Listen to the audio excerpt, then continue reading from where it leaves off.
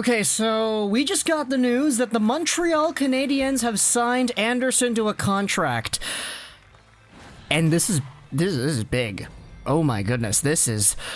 Oh, that's, it's not really what I thought the Habs would do. They said they wanted to go long, but... Oh my goodness, they went long, and they went somewhat valuable too.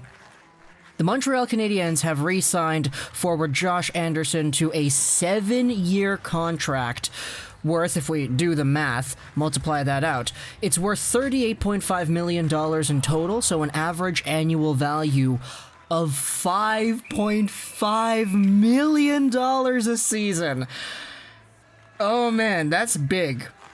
That is really, really big. Anderson was the guy whom the Canadiens recently acquired in a trade for Max Domi and a third-round pick. Domi was actually signed the other day, too, by the Columbus Blue Jackets. That was a move that was actually met with some form of praise, because for the Blue Jackets, they're only taking him on for 2 years, and what they really are doing here with Domi is signing him to a contract that is worth an average annual value of $5.3 million. 5.3 for 2 years. Anderson got 5.5, and he is a guy who hasn't had the same success as Domi has in the regular season, and oh man, this is asset management here, guys. Asset management over here.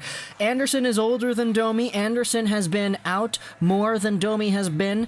Domi has been inconsistent, but Anderson was injured, which is why he wasn't all too great this past season. He had 1 goal, 4 points in 26 games, and he just got a $5.5 million contract.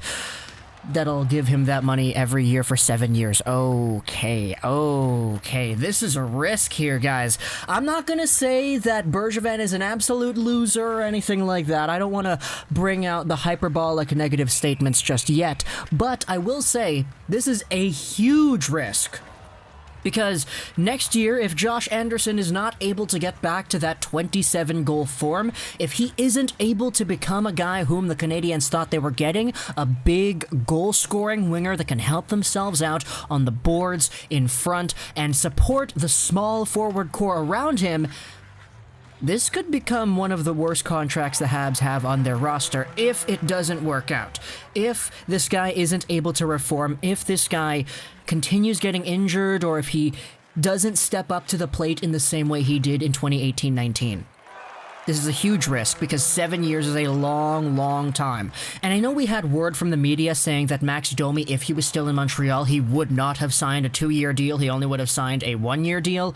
But at the same time, the 2-year deal he signed in Columbus, it is indeed cheaper, but obviously that comes with the risk as well, because if Domi becomes all of a sudden a 70-point guy again, like he was in Montreal last season, then all of a sudden that 2-year contract with the Jackets takes him to unrestricted free agency, and he will be on the market for much more, and he will get a lot more too. So for Anderson, if he is able to rebound and go back to that 27-goal form and improve upon that, then we will see how valuable this contract is in the long term. Bergevin is making a bet here. He wants to see this happen. He believes it's going to happen, which is why we've locked up Anderson as now officially the longest tenured Hab on the roster. His contract goes on longer than Price and Weber's. My gosh, I hope you enjoyed this video. Comment down below what you think,